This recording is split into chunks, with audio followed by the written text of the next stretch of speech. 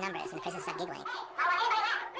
And then a very interesting thing happened. Dave Eshelman, who the prisoner's named John Wayne, like he's a Wild West cowboy, he begins to be more extreme. I decided that I would become the worst, most intimidating, cruel prison guard that I could possibly be.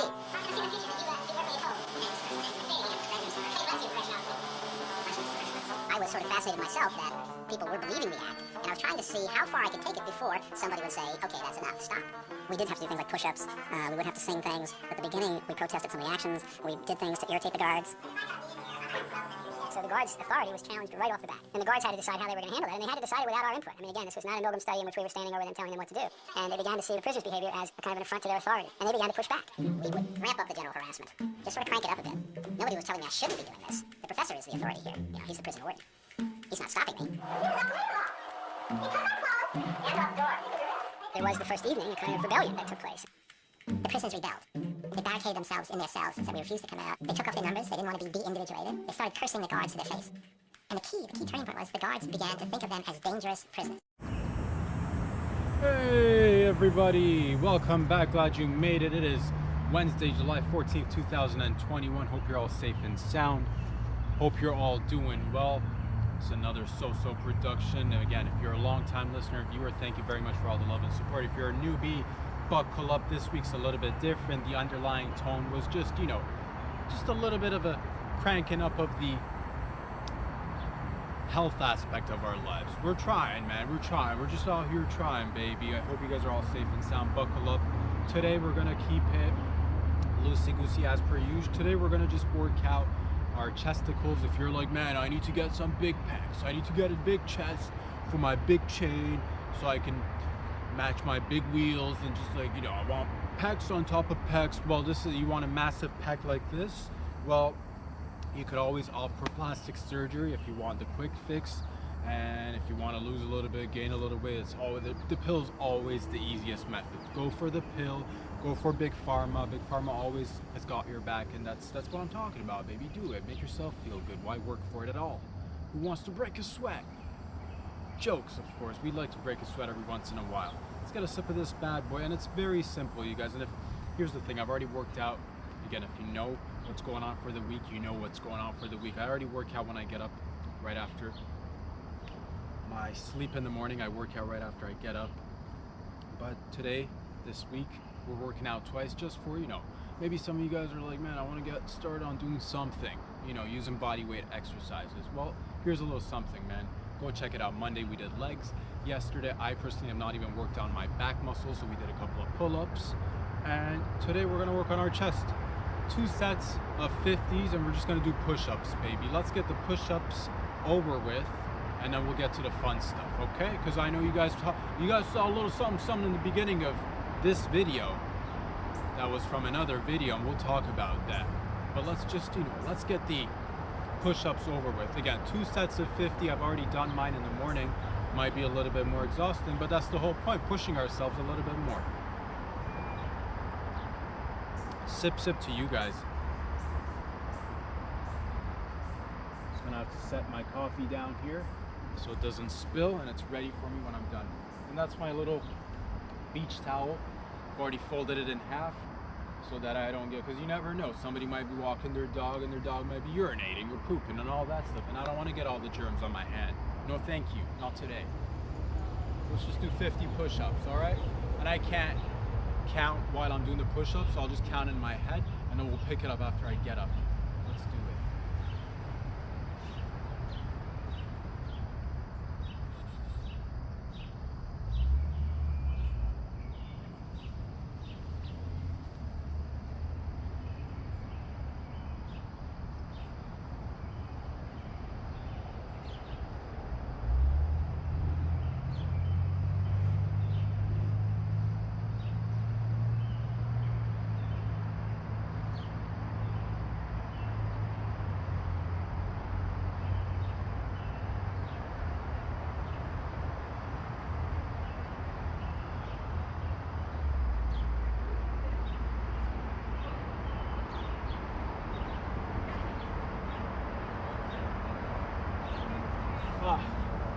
That's 50 right there, okay? And we're gonna rest a little bit. And this was a little bit different for me as well, because normally I don't have the towel, so I can actually use a wider grip or wider hand placement on the floor. But today we went for this demonstration. I guess we had to go a little bit more narrow, and it works your triceps as well, baby. So you're getting a 2-for-1. You're working the pecs and the triceps. Forget everything else, bro. Take all your pictures from like waist and up, you know, waist above pictures only. Work on the big upper body. Forget the legs. Who needs legs, baby? Roll around on wheels. Let's catch our breath for a second. And not gonna lie to you, there's a little bit of space between my shirt and my shorts, and the grass every time I went down was just hitting me right here in the lower abdominal region, and it was kind of ticklish. It was kind of tickling me. It was not ticklish, but it was kind of like, you know, it was weird. It's like, you know, little tiny needles poking at the underbelly. That's what it is, baby. That's what it is. You can take your time. You can go faster, you can go slower, you can do a wide placement of your hands, so you get, you know, you stretch those pecs a little bit. You want to focus a little bit on your tries, go ahead, narrow it down. This is not about, you know, it's just, we're doing something to, you know, be a little bit more healthy. Not that we're not, but it's just good to remind each other, because it's so easy to just, you know, take the pill, get this, get that, you know. It's just, but how about you put in some work? How about you put in some work? If any, honestly, like, generally speaking, if you want to maintain a relatively healthy lifestyle, this is, again, generic. Everybody's bodies are different, everybody's body composites are different, but generally speaking, if you can hold anywhere between 2,000 to 2,500 calories in your daily routine, that's your daily routine, that's your intake, you shouldn't be battling, you know, issues of being overweight or being obese or anything. Like, if you consume anywhere between 2,000 to 2,500 calories per day, and if you exercise for at least 15 minutes every day, give yourself maybe a day or two of a break, but 10 to 15 minutes every day for a lifetime, which is something all of us should keep in mind, because you don't want to stop at any point, really. It's just like, it's personal care, it's upkeep. You got to keep up with your health. You can't just, you know, always leave it till the last minute and then hope to get a, you know, take the easy way out.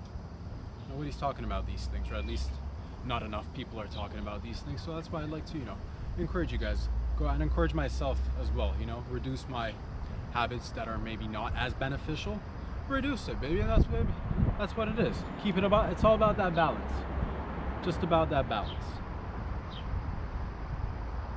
Let's go ahead and give that second set a go, and then we'll come back and then we'll, you know, talk about the fun stuff.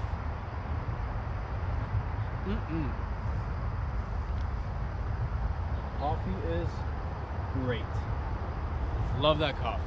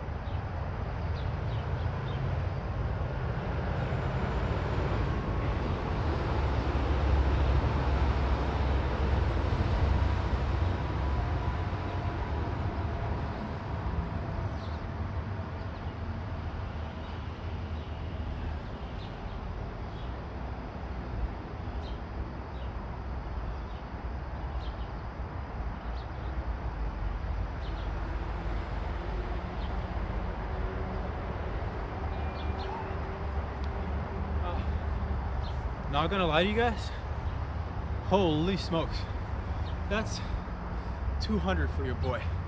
And I know some of you guys are looking at me like, you're not going fast enough, you're not going slow enough, your hand's not wide enough, it's not narrow enough. Boys and girls, we are not by any stretch of the imagination trying to, you know, tell you how to do it the right way. I'm just telling you to do something. We're asking you, rather. I'm asking you to do something for your own sake. And that's what it is, baby. We knocked it out. How long did that take? Literally less than 10 minutes. Now, you could do, you know, I've already done my abs in the morning. I'm not going to do that here, but this is, again, this week was just about upping it up just a wee bit. Just a wee bit. So thank you very much. That's for you guys who are out there is watching, supporting the show. Thank you. If you want to support it, go ahead. Hit those like buttons on Instagram, on YouTube. Follow me on Patreon. Check it out. Talk about it. Oh, that's right. Big chesticles. Because you never know where you're going to have to, you know, stop something with your chest. Do like a silver bullet, or like, or if like, you know, you're going airborne, you're like ready to fly. You got to be aerodynamic, baby. You can't be all flabby and like flying. What are you doing? Get it together. Man, oh man. Lots of things on my mind. I know there's a ton on you guys' minds as well. But, you know, the video that you saw prior to us starting this session was a little excerpt from the 1971 Stanford prison experiment conducted by psychologist Philip Zimbardo. And you're like, who's Philip Zimbardo? What's the Stanford prison experiment? Well, if you don't know, now you know, or rather you should go check out the full documentary. And again, it was an experiment. It was a social, or rather psychological, both. It's a mixture of both the social and a psychological experiment. We ran that bad boy in 1971, Stanford prison experiment. What were we trying to achieve? Big questions we were asking. We were questioning things like, how do people come in power? What is the, you know, how do you obtain authority, and how do people react to authority? What's, you know, who gives authority? Who takes authority? How do we give it? How do we take it? It's all about that giving and taking. Because we were questioning things. We're like, man, what drives people to, like, what drove people back in World War II to, you know, get into different camps, get into different groups, create a large us versus them situation. Eventually, you know, it went down. Horrible things went down. Right? And we were just wondering, like, how could people do this to each other? Very simple. And if you don't think it's simple, well, this is, you know, and this has been, you know, this documentary has been made for some time. A lot of people know about it. Perhaps it's a good time to get a little refresher. And I'm not the only one doing it. There's a ton of other people doing it in different ways. But I think it's an important social experiment that we should examine, because it shed a light on, again, our perceptions of what authority figures are, who is the authority figure, how do they attain power, how do people react to powerful people of authority. And the experiment was about, if I'm not mistaken, it was supposed to, if I'm not mistaken, I watched it playback when I was in university. I may need to go watch the entire thing once again just to refresh my own memory, but if I'm not mistaken, it was supposed to be conducted for approximately 2 weeks, if I'm not mistaken. Don't hold me accountable on that, but that's why I want you to go check out the actual documentary yourself. It's supposed to be run for approximately 2 weeks. They took a bunch of university students and divided them into groups. They told them, you know, half of you are going to be given attire that is representative of security guards and police and like authority, and we're going to be giving the other group, they're going to be inmates, and we're going to give you just, you know, inmates clothing, attire, and we're going to put you guys in like a prison setting, if you will, and we're just going to let you loose and see how you conduct yourselves. And they had to shut it down real quick, because things went sideways real fast, baby. The shit hit the fans real quick. So this is they had to come in there and actually shut it down, because this is, again, this told us it was horrible. It was horrible, like what we did with these students at the university, but it's great to examine it objectively from afar and be able to recognize that those notions of good and evil are within all of us, and it can easily be triggered, and it could easily be replicated in different forms. Because, you know, most of us like to walk around with our, you know, like to ride around on our high horses. We're like, well, I'm on the right side. I'm on the good side. I'm right. You know, I do the good things. I'm a good citizen. I follow the rules. I show up. I pay my taxes. I do this, that, and the other. You know, I'm on the right side of history, is what you'll say. Most people will say that to themselves, and that's the danger. That's the danger that exists. That if you forget how easily you could be manipulated to act in an inhumane way. People are so malleable, people are so susceptible to ideas, and people are, you know, we got those, both of those wolves are living within us, the good wolf, the bad wolf. It's just which one are you tending to, right?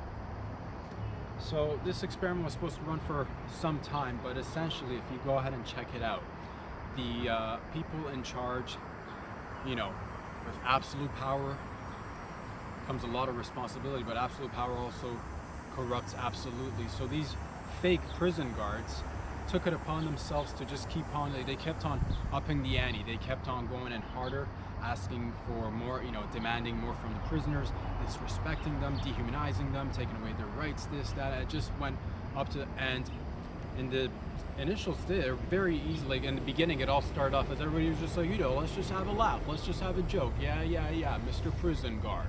Yeah, I'm an inmate. It did not take much time, you guys, for everybody to lock into those roles, if you will, and really the prison guards really started to believe that they had actual authority, and actually they were actually people of power. And the inmates very soon lost their way of, you know, they thought they're not going to be compliant. They thought they're not going to, you know, this is a big joke, this is just an experiment you're running. Yeah, okay.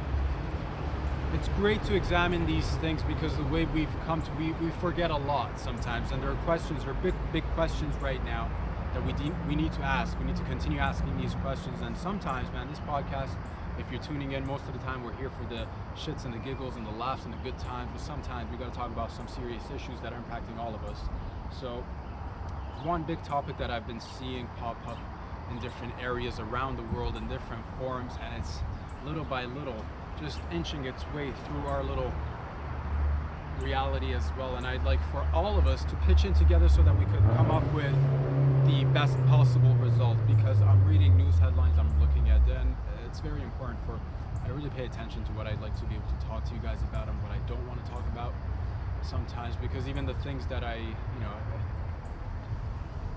the things that I talk about, I actually genuinely do believe that it's of importance. I don't want to just shine light on any topic for the sake of it, but this is very important. I'm talking about specifically today, I guess, about the idea of implementing some sort of a ID or a passport for your COVID shots, the COVID passports. I don't think that's the very best idea, and the reason why I'm talking about it right now, because it's been talked about in different parts of the world, it's been implemented in different parts of the world in different ways. We're now here in Canada talking about, Quebec is talking about it and implementing it in different ways, and there's a lot of, this is a slippery slope, and I'd like us to all think about all aspects of it as much as possible. Pull in together. I want lawyers, I want doctors, I want people to really pull together and think of all the different implications that this has, not just for the short period, not just for the quick fix, because now we're at that point where a lot of things get mixed up. A lot of, you know, I'll hear in the news that, you know, conventions, if they want to they just want to make sure that they can reopen and get out there, and like a passport ID is the fastest, quickest way to get your, you know, insurance. And I don't think that's the right way, because in essence a passport doesn't really protect anybody. It's just kind of, it really feeds only to the optical aspect of the situation, how things look. For you to carry around the passport at any given time doesn't mean that you're not, you know, sick or anything like that. So for you to just have a passport is just another way of tracking people's activities. And I think we should be, this is a slippery slope, because again, we should leave it up to people who want to go get vaccinated. You should always have that choice. That should be your option. That should be your freedom to practice that. For other people, if they don't feel as if this time around, this particular vaccine is not safe because it's not been given the proper care and attention that it needs to be developed and researched and studied, for 5 to 10 years at least, so we can see all the side effects. I think those people who are not comfortable, they should also be respected and given the right to choose what they put in their body. I think that's just basic human rights. I do hear other arguments starting to peek through, and they're like, well, for the greater good we should, or the individual has a moral obligation to society 100%, but as long as we're holding everybody accountable to the same degree, as long as we're asking the same level of accountability. So we're still tiptoeing around the origins of the coronavirus. The Wuhan lab is not still being very, it's very blatantly just being pushed aside, being ignored, and these types of things can reoccur and happen in different formats. So if we're talking about accountability, why aren't the big pharmaceutical companies being held accountable? Why aren't the researchers who are being funded by the government essentially to go dabble into things like gain of function research, when you're manipulating viruses to get them to evolve quicker so that you can test out your possible medicines and see which ones work? This is, again, it gets very tricky, but this is not a one-man test. This is why I want everybody to talk about it. This is why I want everybody to be informed. And it's important that we don't just take, if you know a little bit about psychology, or if you know a little bit about sociology, you know how easily people can be manipulated and people can be programmed to do certain things, anything really for that matter, for a good. And a lot of times it doesn't take much. A lot of times it's not through the force of a baton or people coming in. The old methods are done. The old methods of if you're up against the king and the kingdom, and if you're being rowdy and noisy, they come and just take you away. The authorities could just come kill you, this, that, and but with the benefits and advantages of technology, we get to talk and discuss all the different possibilities and somehow formulate a best possible outcome. And the greater good argument, or the concept of the individual having some sort of a moral responsibility to society, should be examined on equal basis, and we should always look at all aspects. And for us to consider a morality point of perspective, you don't necessarily want that to be the focal point of the argument, or rather the anchoring point of the argument either, because you have certain societies who have for themselves, they're self-appointed, they're in the name of righteousness, in the name of God, in the name of morality, because they want to be saving, in their worldview they want to be conducting human behavior in a fashion that they see fit. And again, it's so easy for us to forget that at the end of the day, we're all just people. People put on clothing, people put on titles, people put on tags, people put on all sorts of costumes out there.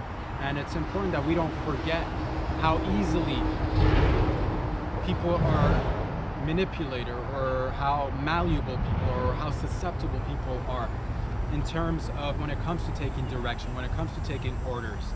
You don't question anything as long as you see it given to you by somebody in a uniform. There's been a ton of research done on this, and the Stanford prison experiment was a great example of this, how we don't come to question authority figures, how we don't come to question people in uniforms, in different uniforms. That uniform could be a suit and a tie.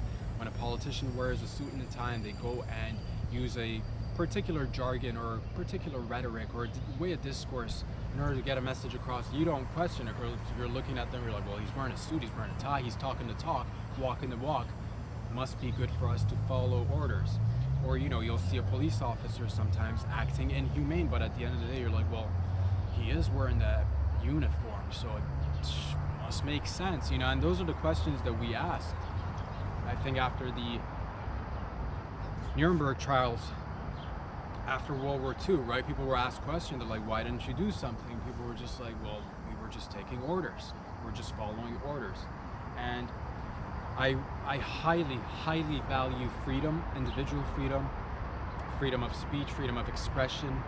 And I've talked about this before, and the reason why I'm so passionate about this, the reason why it's so important for me is because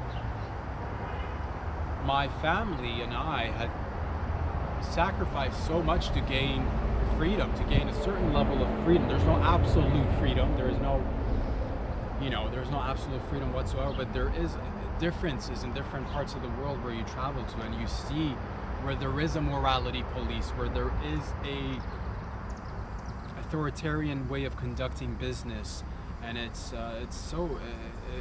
lost on us because sometimes we don't go through it personally. But the beauty of a place like Canada and the United States is that we all have so many different experiments and experiences that we are either constantly going through or that we've gone through in the past, that we can come together and come up with the best ideas so to create a better, brighter future. Be that beacon of hope.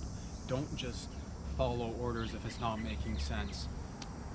For us to continue down this path of wanting to, because it could right now we're just like the news headlines will read something along the lines of no passports as of yet, just prepping us. That's the wording, right? They're just peppering it in little by little, so that when there is a need for X amount of vaccines to be sold or a particular agenda to be sold, they can come out with the right stats, the stats that look the part, the stats that are on charts, pie charts, graphs, and you'll have people with lasers and sticks pointing to the graphs and the charts.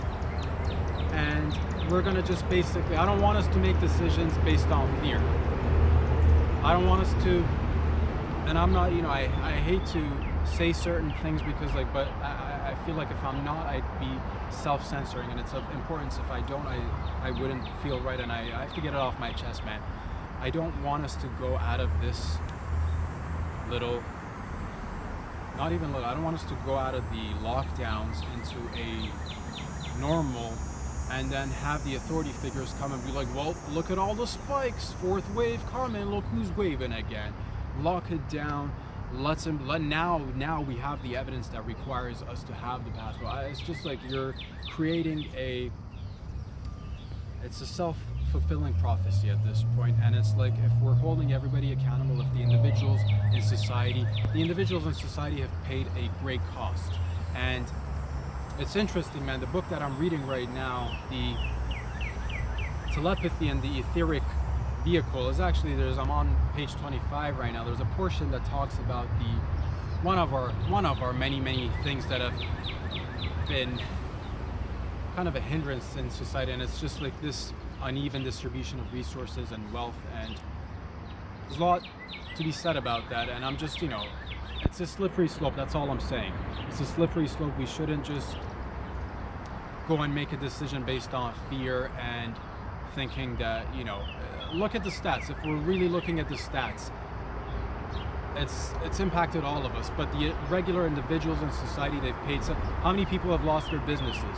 How many people were incapable of seeing their loved ones, and maybe, you've lost your loved one not directly because of the COVID virus, but because of the other implications, because of all the other side effects. How many people have committed suicide? How many people have lost their jobs? How many little kids have just had an entire year of school being disrupted for them?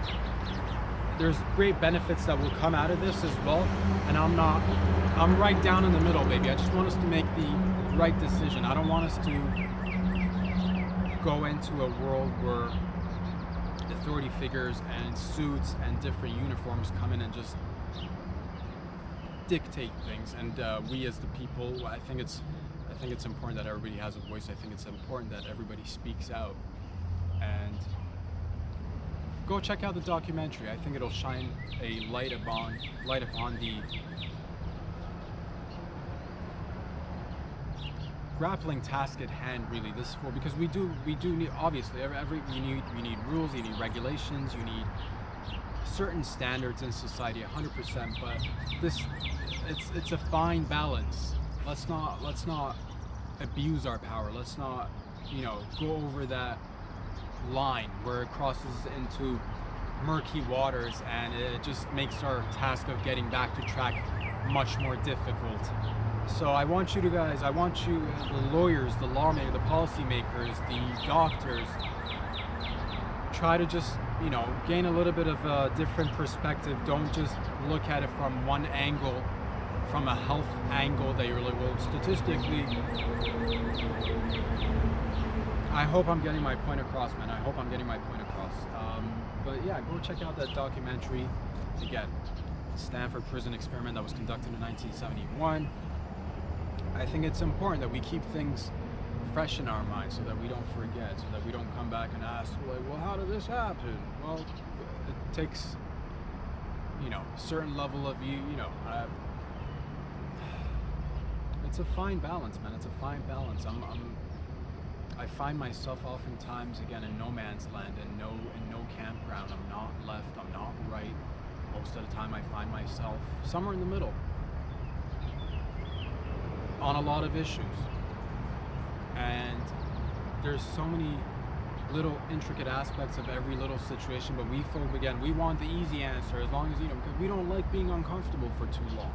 We all want to get out there, we want to do, and that's the thing, man. They take away a little bit of freedom, and before you know it, we comply with everything. A passport here, a passport, and it's just another, I don't like, you know, that's the thing. I think big tech, I think there's already enough